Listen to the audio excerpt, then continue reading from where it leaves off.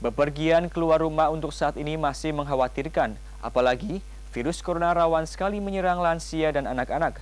Hal itu membuat ibu-ibu desa Karanganyar Banyumas berempati memanen 17 kebun sayur mereka untuk para lansia setempat. Selain itu, pedagang sayur keliling juga sudah tidak pernah dagang ke dalam desa. Kumpulan ibu-ibu desa Karanganyar yang terhimpun dalam PKK Dawis dan kelompok warga tani atau KWT Karanganyar berinisiatif memanen kebun sayur mereka untuk warga desa setempat khususnya bagi para lansia.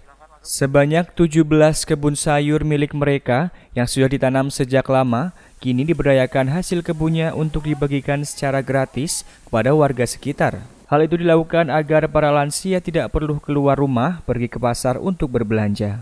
2 kali dalam seminggu mereka bergotong royong memanen bersama di kebun sayur secara bergiliran. Dalam kebun tersebut terdapat beraneka macam varian tanaman seperti daun singkong, pepaya, timun, cabai, dan aneka tumbuhan dan tanaman yang dapat digunakan untuk sumber pangan keseharian. Setelah memanen cukup banyak sayur, mereka akan mengumpulkan aneka sayur tersebut dan mengemasnya ke dalam bingkisan plastik.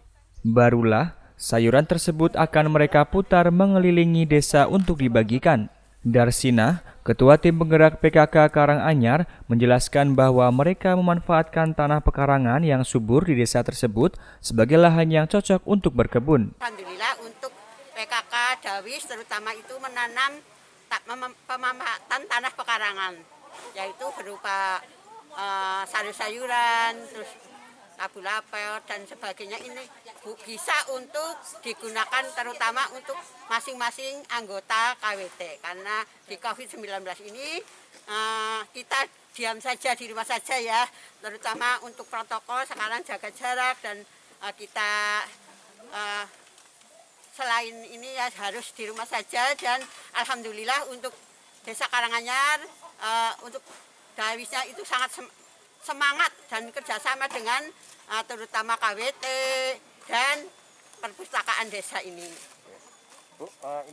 Ketua KWT Desa Karanganyar, Puryaningsih menjelaskan bahwa program tersebut merupakan program donasi sayur di tengah pandemi karena masyarakat di sekitar dipantau banyak yang kesusahan mencari lauk pauk dan sayur mayur. Masa pandemi sekarang ini warga masyarakat kita itu kurang juga kesusahan untuk mencari lauk pauk, jadi kami membuat program untuk donasi sayur.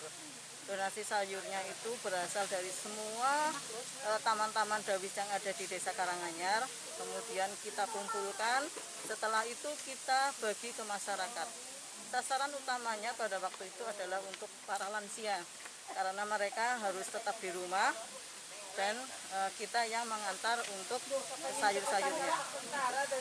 Untuk program ini kita laksanakan setiap bulan, jadi bulan kemarin sudah kita laksanakan, tinggal bulan ini juga kita laksanakan untuk donasi sayurnya.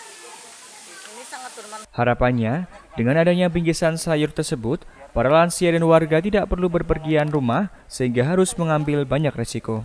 Dengan bingkisan sayur itu juga diharapkan meringankan warga sekitar dalam memenuhi kebutuhan pangan dan ekonomi mereka sehari-hari. Salah satu penerima mengaku sangat terbantu karena pedagang sayur sudah jarang dijumpai memasuki desa.